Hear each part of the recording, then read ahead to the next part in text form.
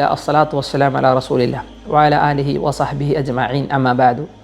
ഏറെ സ്നേഹം നിറഞ്ഞവരെ, റസൂലുള്ളാഹി സ്വല്ലല്ലാഹു അലൈഹി വസല്ലമയുടെ ഇസ്രാ യാത്രയിൽ റസൂലുള്ളാഹി ദർശിച്ച ഒരുപാട് കാഴ്ചകളിൽ പലതും നബിയെ വേദനിപ്പിക്കുന്ന ചില കാഴ്ചകളുണ്ടായിരുന്നു.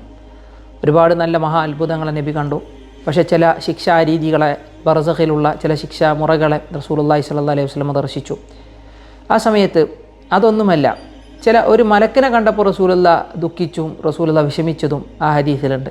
പൊതുവെ മലക്കുകൾ നിൽക്കുമ്പോൾ നല്ല രൂപവും നല്ല ഭാവവുമുള്ള അല്ല മലാഖ പോലെ എന്നൊക്കെ നമ്മൾ മലയാളത്തിൽ ഇപ്പോൾ മലാഖ എന്ന വാക്ക് മലക്കുകൾക്ക് ഉപയോഗിക്കാൻ പറ്റുമോ എന്നുള്ളത് വേറെ വിഷയമാണ്. ഗൗരവമേറിയ ഒരു സംസാരം, സത്യവിശ്വാസി എത്ര സൂക്ഷ്മത അതിൽ പാലിക്കണം എന്നുള്ളത് വേറെ വിഷയമാണ്.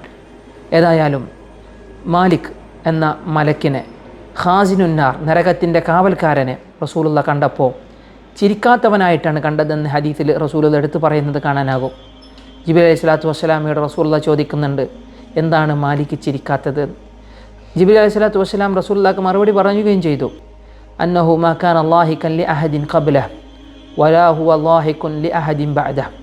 ഒരിക്കലും മാലിക് ആരോടും ചിരിച്ചിട്ടില്ല, ഇനി ഒരാളോടും ചിരിക്കുകയുമില്ല. സൃഷ്ടിക്കപ്പെട്ട അന്നു മുതൽ അങ്ങനെയാണ്. കാരണം നരകത്തിൻ്റെ കാവൽക്കാരൊരു ദയവുമില്ലാത്തവൻ, നരകത്തിൻ്റെ ഭയാനകതയെ, നരകത്തിൻ്റെ ഗൗരവത്തെ അല്ലാഹു സുബ്ഹാനഹു വ തആലയോട് ഓർമ്മിപ്പിക്കാൻ മലായികത്തുൻ ഗിലാദുൻ ശിദാദുൻ ലാ യഅസൂന അല്ലാഹ മാ അമറഹും വയഫ്അലൂന മാ യുഅ്മറൂൻ. അതികഠിന ഹൃദയരാണ് നരക കാവൽക്കാരെന്നാണ്. അല്ലാഹു സുബ്ഹാനഹു വ തആല നരകത്തിൽ നിന്ന് നമ്മളെ കാത്തുരക്ഷിക്കുമാറാവട്ടെ.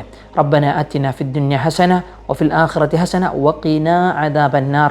വസല്ലല്ലാഹു അലാ നബീന മുഹമ്മദ് വഅലാ ആലിഹി വസഹ്ബിഹി വസല്ലം. അസ്സലാമു അലൈക്കും വറഹ്മത്തുള്ളാഹി.